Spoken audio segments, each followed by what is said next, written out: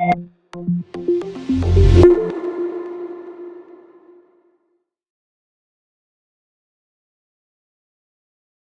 to F1 and also to all the participants. I'm pleasantly surprised. There are 30 plus participants already, and especially on a weekend. Though nowadays weekends as a word has lost its meaning, but still, uh, Friday still holds for people who are working from home. And so here's what I'm going to do. Dan gave a quite elaborate introduction. So I'm just a passionate designer and an artist, and I am an avid urban sketcher. So we had planned that let's keep the session slightly different. The gyan around UX and how to go about it, the processes, methodology is all there. So we wanted to take a slightly different route out there. And that's my intent. So what I'm going to do is the whole session, there'll be 3 parts. I will quickly walk through a small presentation of mine, which elaborates on general thoughts, observations, opinions, and my beliefs around art and design as a bucket. And then I will follow that up with a small demo. And feel free to ask questions. Please post your questions or whatever. Please keep them posted on the chat box so we can at least I can keep answering those or chasing those while I talk around it. Okay, so I'll share my screen. Give me a second. Okay, so we call this Friday fun.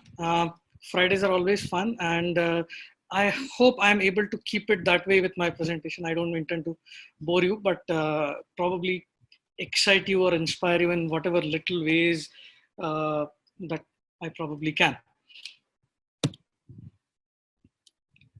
This is who I am. I'm a designer by my mind. I'm an artist by my heart, and I'm an avid urban sketcher. So we're going to chase a few points about urban sketching today.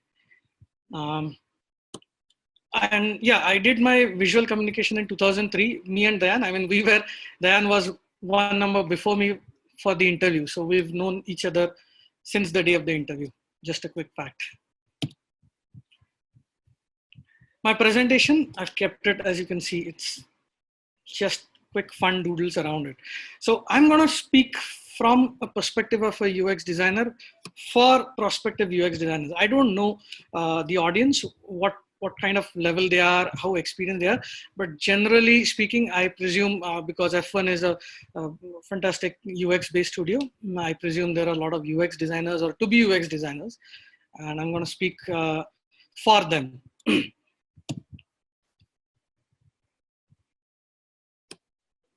Okay, there's a question that's popped up. Okay. What describes you? There's a lot of UX designers, UI engineers, architects.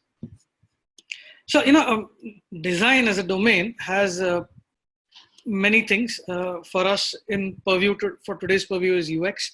And within UX, there are many small layers and sections of processes. But I'm going to talk a bit about visual design.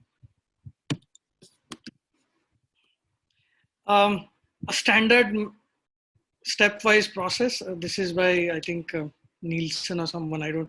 So designer, there are 5 levels. You start from structure, strategy, scope, and then the surface. So surface is something that we will probably talk about. Designer builds bottom up and user comes top down. Just a few doodles around that. Excuse me, give me a second. I'm gonna turn the poll off. Okay, got it. So now, designer is one who builds up things bottom up. He starts with the strategy, scoping, So just as an analogy, it's a fun analogy that I'm taking. You have all the ingredients with you, and you're trying to build something out of it. You can guess what it could be. I'm having multiple ingredients out here. And designer is concerned about how it will taste, how it will work, and so on. Whereas, as a end customer or a user goes, he comes top down. He sees things first, and then he comes into figuring out how easy it is, how it works, what are the task flows and other stuff. But yeah, having said that, I must say, and I like this quote by a chef, I suppose, we do eat with our eyes. I mean, that does impact psychologically in building a perception around how the product is. Right now, I'm giving an example of a drink, but it could be a mobile app, it could be whatever. I mean, it influences the first interaction, first impression of the interaction between the app and the end user. So visual design, I feel, is very, very important. I mean, how much it depends, and we can have a separate discussion around, but for today's thing, visual design definitely plays a very essential and integral role in setting the expectations, in setting the whole tone for your product, for your interface, for your design. Just a quick doodle around how have we come along with visual design. I mean, there have been design trends.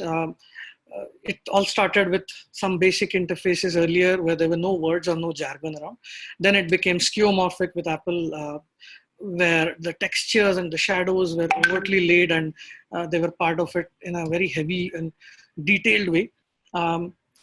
Obviously that went away, and then came in the flat. The flat became a bit too flat. People got bored. Then came in the material design trend, again imbibed some bit of behavior, some bit of interaction models with the flat color schemes and subtle shadows. And now we have a new thing called Neuromorphic, where you take the material design a couple of steps, notches up, where you bake in patterns, you bake in textures and subtle shadows and so on. What is the next step? I don't know, but it seems cyclic, at least to me. So we might be going back. And as design trends go, who knows? Let's see. What does visual design do? Simple thing is it sets an emotion to the whole experience, and it delights. The first impression, how it's presented, it definitely matters.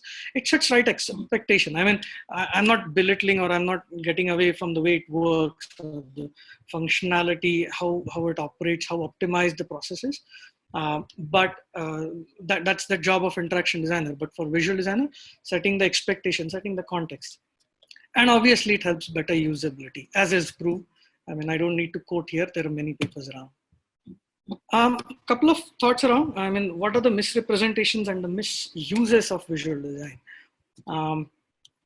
2-3 case scenarios. This is from my personal experience. I mean, I've seen that design colleges nowadays, I mean, they focus so much on the process. Yes, process is important, it's integral, no one is letting go of that, but they focus so much on that visual design is almost become the step child. You kind of discard it. Go to art college if you want VD to be important. We do UX, and they pride without really sometimes understanding that VD is an absolutely integral subset of UX itself. Again, an old adage, old quote, putting a lipstick on a pig. Yes, and people have misused this. It's a fantastic quote, but students, what they often do is, I've taught in design colleges for last 10 years, in Symbiosis, MIT, and many colleges. So I'm coming from an experience how, on an average, students, so if you have a project for 10 days, they spend 6 to 7 days on research and planning and all that, 7 or maybe 8 days at times. And I would rephrase, instead of research, I would replace with Google. So you just sit and do Google search, and you leave 1 or 2 days to actually crafting the output. So crafting the output, we leave little time to it. And I think that's where the problem lies. If you can balance this timeline in a better way, and even manage the whole process in a better way, you can give its due to the visual designer.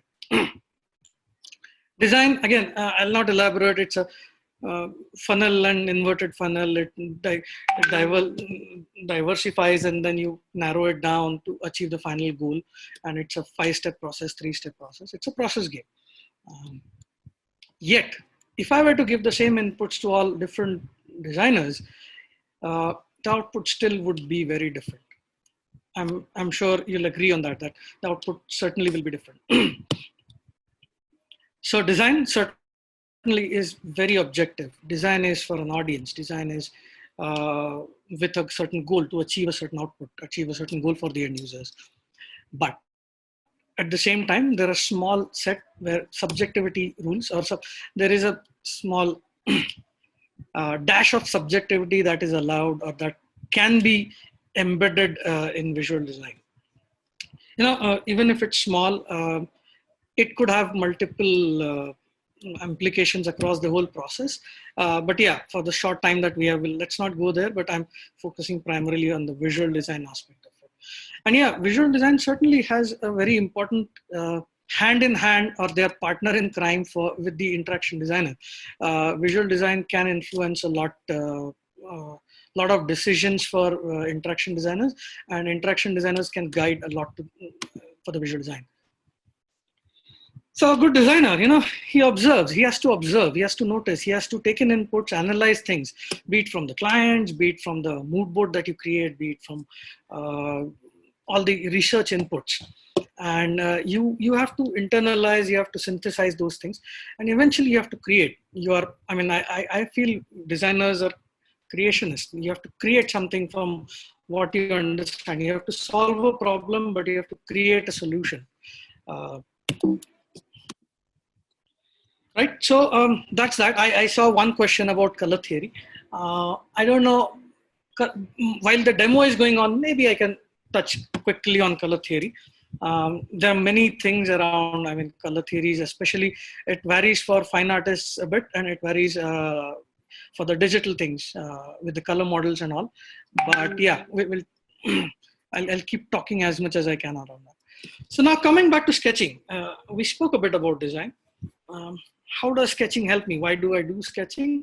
Yes, I love it, but I want to emphasize, the whole point being, I want to emphasize that sketching plays a very important role in bettering us as designers, and it has certainly helped me a lot. And I know a few people that I can vouch for this. So how? What all parts of sketching? I want to break it down and present to you, and also probably show you in the quick demo that we have.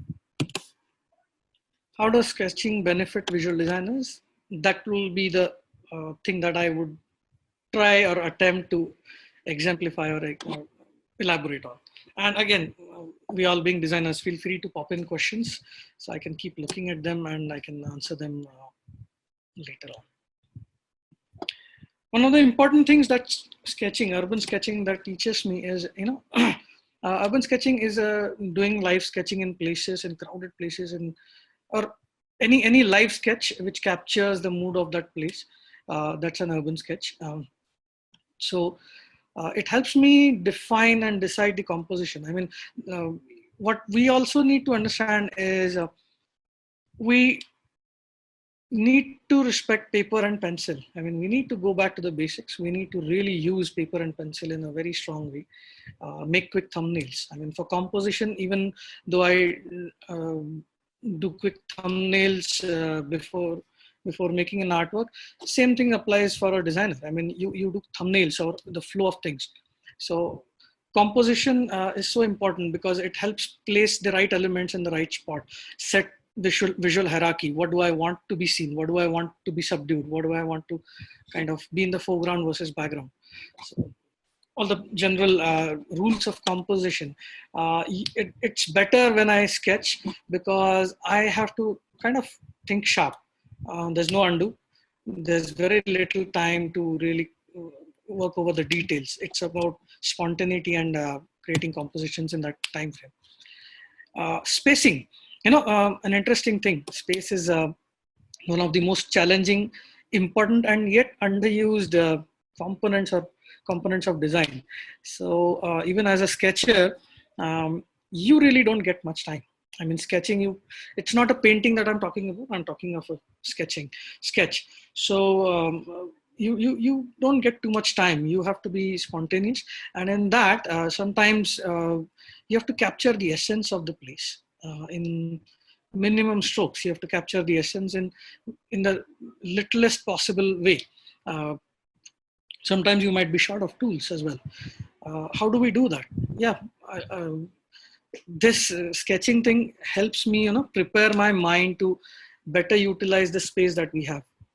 And the collateral benefit I certainly have while doing visual design, especially while defining the components, what to use, what not to use, how much to emphasize, what will capture the essential information of the whole page.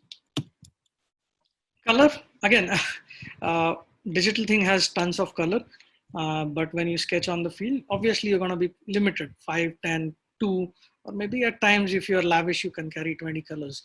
But yet you have to capture the whole feel of that, feel of what you're seeing. And that's what I try to play around even when you're designing a page, when you're designing something, obviously you'll have many inputs. You'll have the mood boards, you'll have the branding manuals and so on. But I prefer to create something called as a color barcode, which defines the proportions of the color used across the page. And that habit of mine has been kind of a derivative, has been derived from on the spot sketching.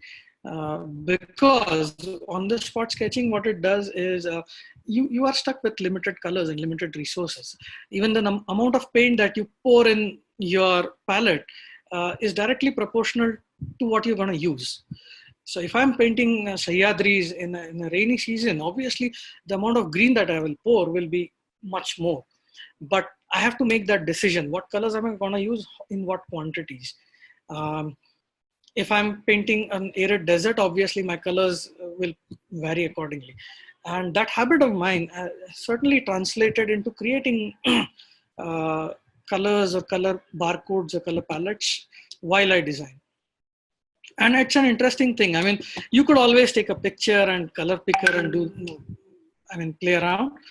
But stretching your brain, I mean, it's much more satisfying, and it trains your eye. It trains your eye to really observe what colors are to be used and how much are they to be used. Another thing, sketching allows me to, scribble with multiple different tools in a short amount of time in a live location. So there's a certain rhythm that I need to carry in my sketches, and that rhythm is kind of a cherry on the cake, I would say. That rhythm lends a certain feel to it. And that's what happens in design. I mean, while you might do research about how our eyes move and what is the eye movement of this page, and you might do A/B testing and then define. But whatever A and B options that you create, you have to carry forward a certain rhythm to the visuals. And that comes with, the sketching habit certainly helps me or benefits me in bringing that. And the last and the most important thing that I would say is, the context, because we as designers, it's all about the context. That's why we do research, right? We try to empathize, or we try to put ourselves in the shoes of the customer, in the shoes of the business stakeholders, and so on, so that we understand what context they come from. We are not their domain experts, but we try to conduct certain exercises so that we get into their shoes, get into their mindsets. And that establishing the context to all is what a designer, also visual designer, does. For a certain website or a product where you're dealing with farm and supply chain for farms or fruits and something like that, obviously your mood board changes accordingly, your color palette derived changes accordingly. So all you're trying to do is context. And that's what exactly happens when you do sketching, is you are in that space. The crowd around you, the rush around you, the smells and the weather literally dictates and guides you how you sketch, and the output is almost slowly guided. If you're sketching in a hot sun, obviously you won't want to burn out, so your sketch is paced accordingly. If you're sketching in rain, you choose your water quantities accordingly. You choose the color pigments accordingly. So the context, I mean, just like design has a contextual, very important context as a thing. Same goes with sketching. I mean, being in that place is so important and fun. Having said that, with the lockdown, I'm sketching on via the screen, and you can sketch live within the house, but beyond that, you can also sketch from the screen. But there's a big difference in that. Live is uncomparable. it all comes with collateral benefits. You free yourselves from the digital life for a bit, something that we need to cherish. We are all hooked onto screens, more so nowadays. Another important thing is you pause and observe. I mean, as designers, we are always clicking the next pin. You're clicking the next pin, inspiration, UX inspiration. But you need to pause. How much can you take? You cannot keep on taking in. You have to pause, you have to synthesize. So that's what sketching does, is I have to pause, and even if I have to sketch a small pen stand on my desk, you have to pause and observe what colors does it carry. So, and it helps visual memory and so on. And obviously you appreciate being within the context, going out and doing live. So that's that. Sketching is about thinking with hands and drawing with your mind's eye. So you train your mind. You don't depend on Google and Pinterest all the time. You create a repository within your mind, and you're thinking with your hands literally. This is my personal thought. I believe design is really higher. It's about going towards the brain. It's more intellectual, and art is more intuitive. It's more deeper, and the blend of both works best is what I believe in. Cool. That's about it. That's my quick demo. Sorry, I'll grab my. So, any questions that we want to go on? Go with that. Yes. So what I would say is let's switch on to the demo, and as you are trying to do the demo, we can keep asking the questions, right? So you can also talk and Cool. One more thing. I mean, there are some exercises, but I'll keep talking about it rather than coming back. There are many exercises that one can do. And you really don't need to be a great artist to sketch. It's about capturing what you see. So then what I'm going to do is I'm going to join from the mobile, obviously, because if I'm going to draw, yes. Right, I can't focus my desktop screen.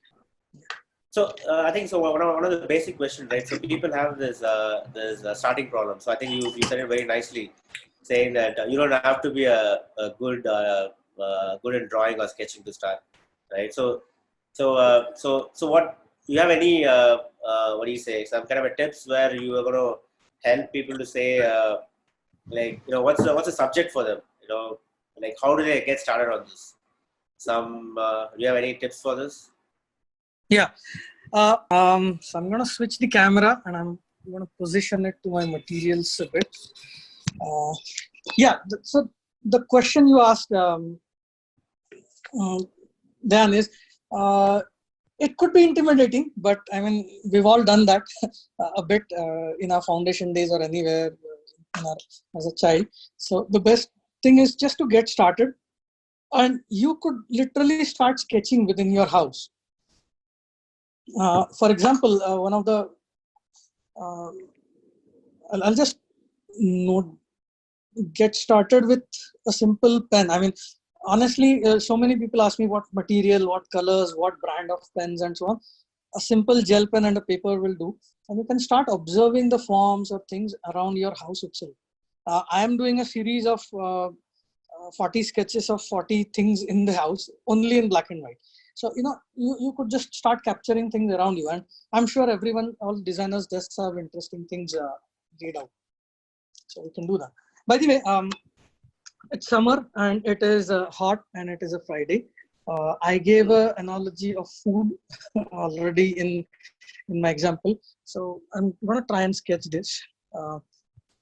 If you can see. So yeah, so this is the question, the second question, right? Where generally people say, that, but what should I draw?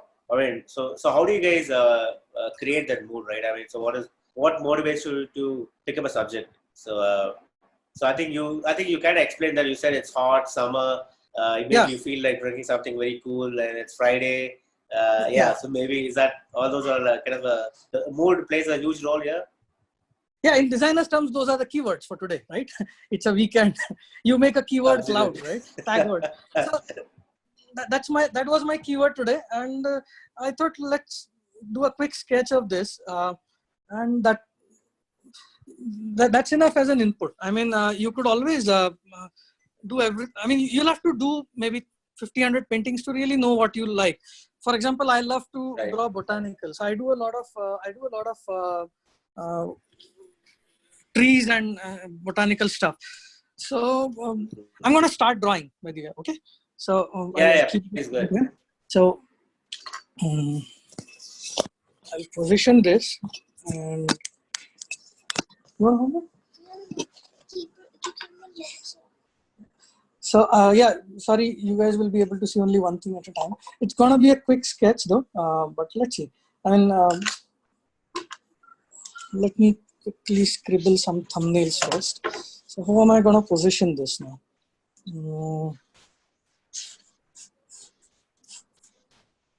Like I said,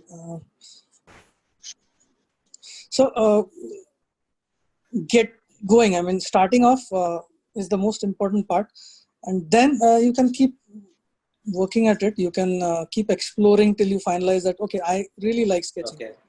So basically, what you're doing now is you're trying to do a frame. You're trying to compose. Yeah, yeah. Okay.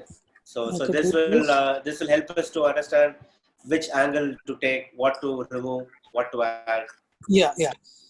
Maybe Okay. a closer. I'm just scribbling a couple of options. So you know, it's completely up to us, and I could even quick black and white tonal.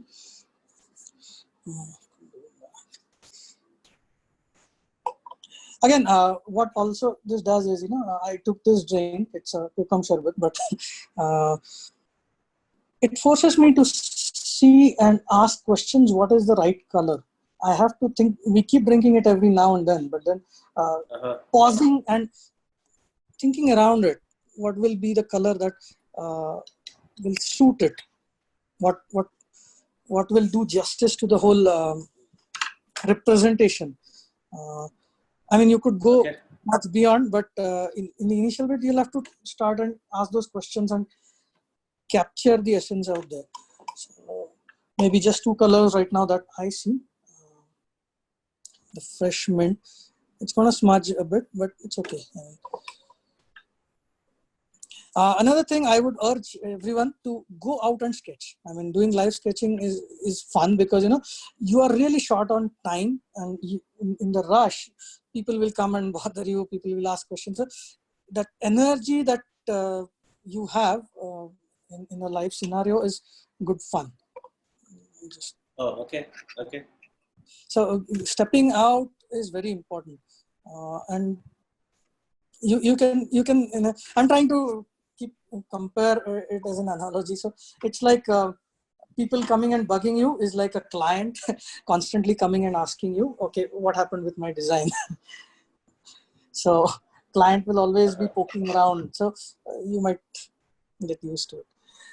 Okay, just a quick thumbnail. You could do black and white. You could do anything. I'm just gonna switch over. So this is something that I have. Some wilted leaves. Okay, I'm just. So now.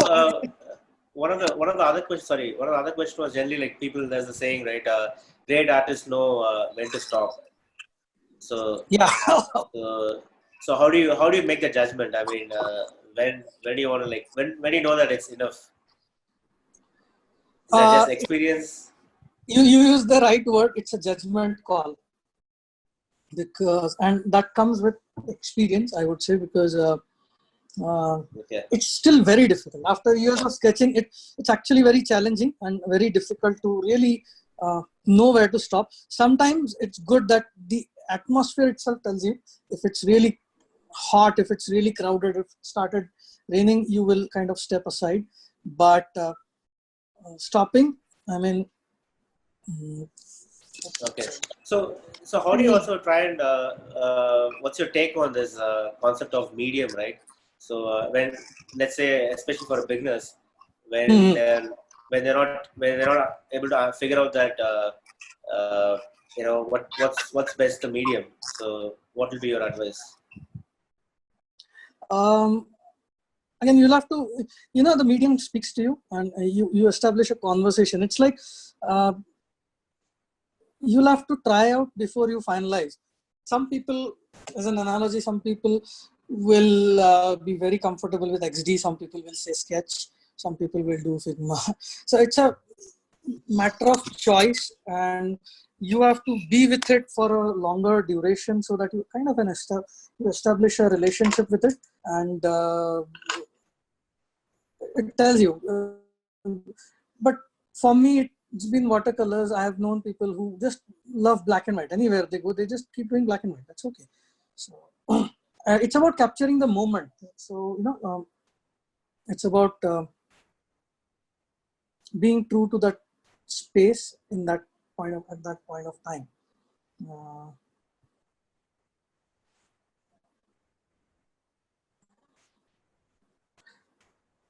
I'm gonna move a bit slow here. Now let me start coloring. I've done a basic sketch, not a very detailed one, because I would like to detail it out in colors. So it has that fantastic gradient of red, bright red with a hint of purple. That's what it does, is when you have to really pause. You might be drinking this for ages, but then when you try to mix that color, for example, I'm trying to mix that color, that's what a bit of purple and red will give me, that exact shade. So having said that, it kind of challenges me to think, it kind of challenges me to stretch my mind.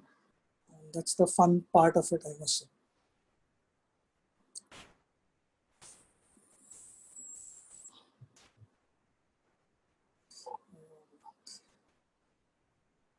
As far as one question now, the color theory, it's again a big subject to be covered right now, but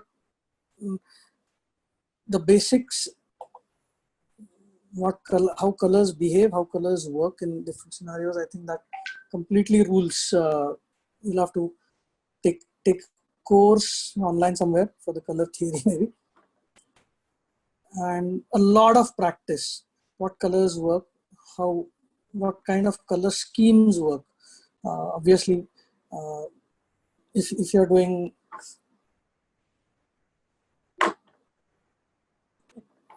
give me a second, creating enough contrast, creating some, getting focused on the right things, all those things.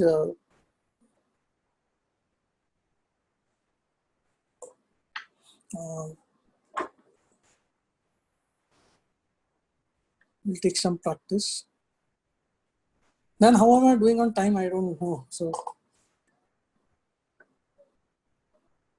Yeah, we are good. Good. So yep. I'm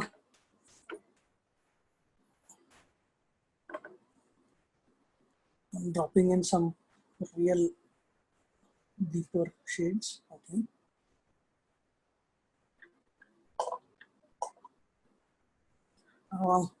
Sorry, I can't. I mean, with this setup, I'm unable to focus on the subject matter. I'll keep jumping in.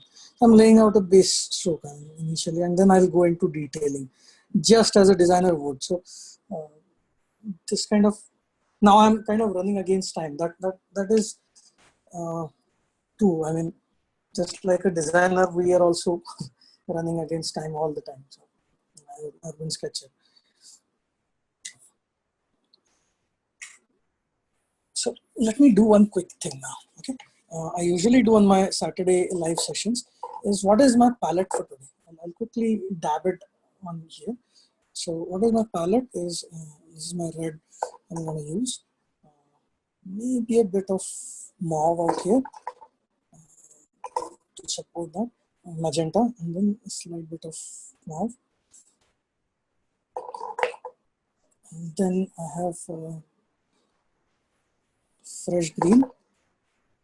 So when did you start falling in love with watercolors? I've been doing that since my college. I mean, the good part, you mentioned I did a massive mistake of doing an engineering, but it was blessing in disguise to allow me to sketch a lot, because I never studied them. So that's what I used to do rigorously. So yep. So what is it? One big difference between urban sketching and whatever, like typical painting or sketching, right? So what is the big Right. one takeaway? That's a fantastic question, and I must say that because in urban sketching, it's about the context. It's where you are, that being on the location, absorbing things. That's what kind of that is what sets it apart from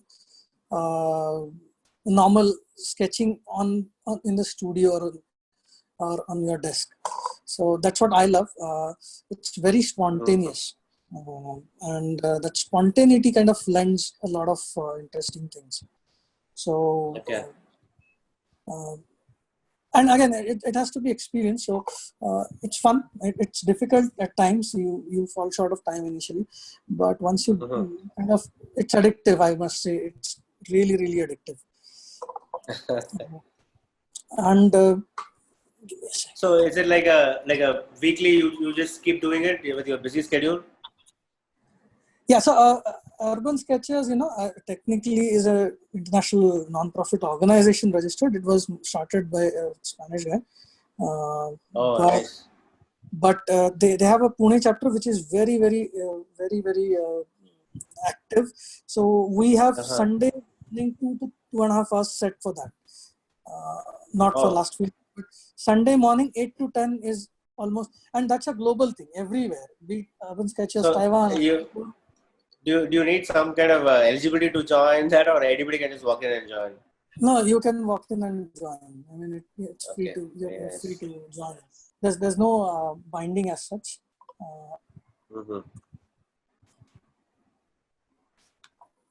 I'm gonna go a bit wild here, maybe with the shadows. You gotta experiment a bit.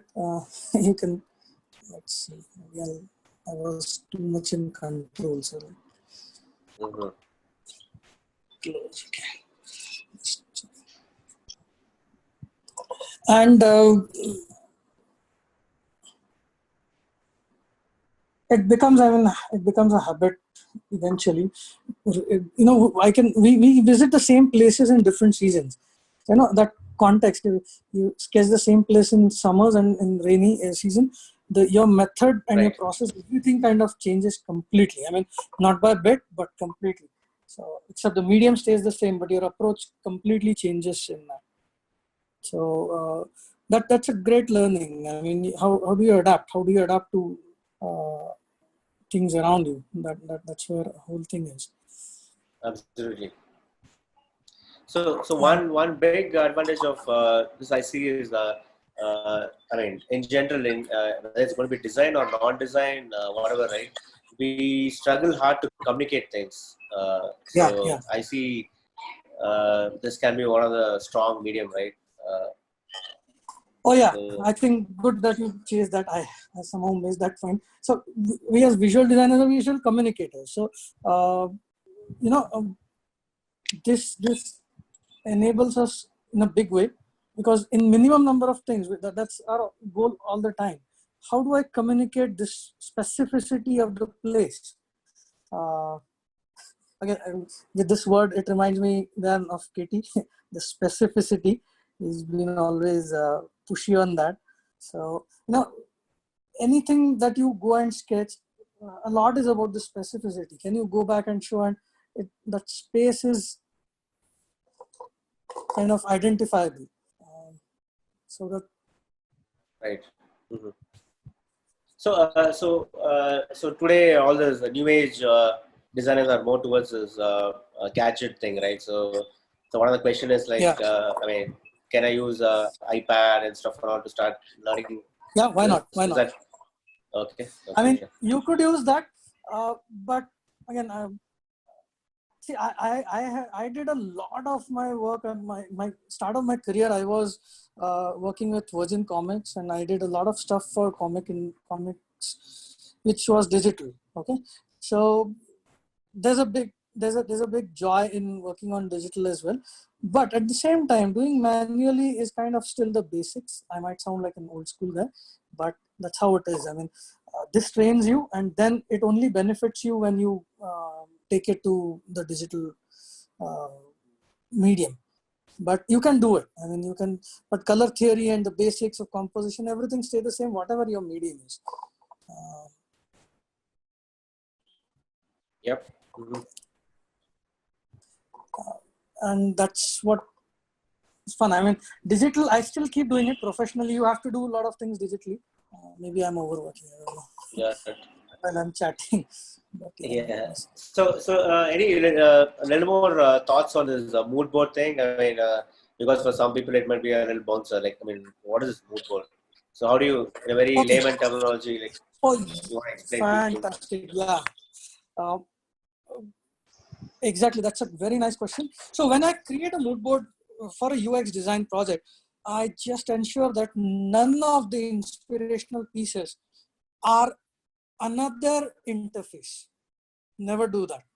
Let your mood board or inspiration board be part of real life things. Okay. Like for if you're designing for fashion or something, you take inspiration from actual fashion imageries, not interface of fashion and another website or apps. What happens is you are then taking input which is already filtered by some other designer. Then it's not a pure input from your side. And I don't know, that defeats the purpose. So taking references or mood board which is non-digital and non-interface related helps you really observe. So you can derive from images, nature's images, whatever that context might be. I'm not so sure, but Got it. So okay, now there's another challenge, right? People yeah, say no UI is the best UI. So what yeah. about this voice based interface and stuff? So how does that impact, you know? So I mean, just going towards a little more when there's no UI, like yeah, how is this going to be helpful? My answer would be a bit speculative because I've not worked extensively on any voice UI project as of yet. Got it, Uh, yeah. But I think but there, it's still going to have a lot of thing like so wherever there is going to be a communication between a human and I would say technology. I would say you yeah, still need to have some kind of visual communication, right? So yeah, so maybe yes. that's a way to look at. I think the tone of voice, that's kind of very important in it, right? Got it. Voice UI. Uh, I don't know. I'm no voice on that front, so probably. I'm just scribbling around. So kind of let's note a few things. Yeah. I mean, so get started. I think any tool,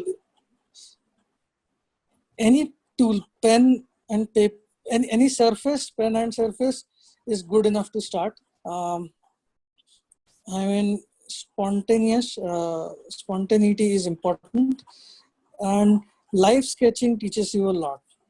I mean, it puts you bang in the middle of the context. Got it. So that's important. I'm just noting those down. Context, and there are tons of things around. I mean,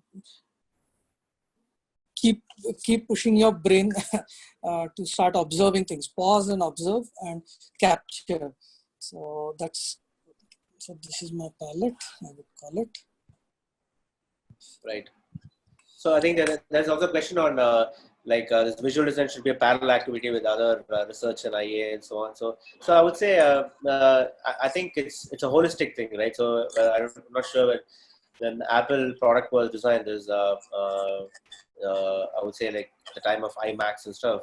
So they had an artist, they had an architect, they had a product designer, right? They had an interface designer. So and they had obviously engineers. So you have to see that as a very holistic thing and not just as if you remember the first couple of slides where Ashwin just shared, like where people spend like 5% on the visual aspect, right? But rather than that, it has to be something which you have to think in a more holistic way and not just it's not like passing the baton kind of thing. Oh, exactly. Yeah, it's not like passing the button. They can influence a lot of decisions for later, and they have to be brought in much earlier. Right. Okay, I'm just doing another abstract version as crudely. let go. I mean, I love splattering those colors. You shouldn't control everything. There should be something left for the paper and color to play with each other, and that's where I'm just splashing the color. So it leaves me, and yeah, there might be a certain worry initially. यार painting बिगड़ तो नहीं जाएगी.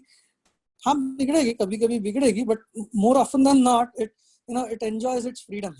So the colors also enjoy their freedom and only accentuate the painting. And that's what my personal experience has been. So it's that you have to learn to kind of observe its behavior and then make it. Yep. So in fact, to the audience, you guys have to. I think I had the I was fortunate to attend a live session of Bill Buxton, who wrote a book called Sketching User Experience. So in that presentation, so I think he was heading the Microsoft entire design team way back, maybe at least a couple of decades back. So he just in that presentation was trying to only emphasize how important is sketching, and also that one of the biggest aspects of a sketch is it has an unfinished thing which leaves out the mystery, and it still has a lot of energy and power in that, right? So that's why when you do wireframes, the pencil prototypes are so powerful than getting into a digital thing, because digital looks all finished, right? It looks like as if I don't have any, I mean, it looks like there's no scope for improvement, right? So, but the sketch has it actually gives you a lot of dimensions in terms of ideas, and the unfinished thing is also another perspective. So just adding some highlights. Look out for the book. Yeah, sorry. Yeah, I was just saying that look out for the book called Sketching User Experience.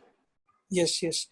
I think that unfinished look, I mean, and you will know, and all people working, presenting a digital thing right up front is actually a double-edged sword, and it sets wrong expectations, and customers start wanting that all the time, and then the focus from the actual discussion moves away to something else. So okay, couple of things. I mean, I made two things out here. If I were to, let's compare it quickly.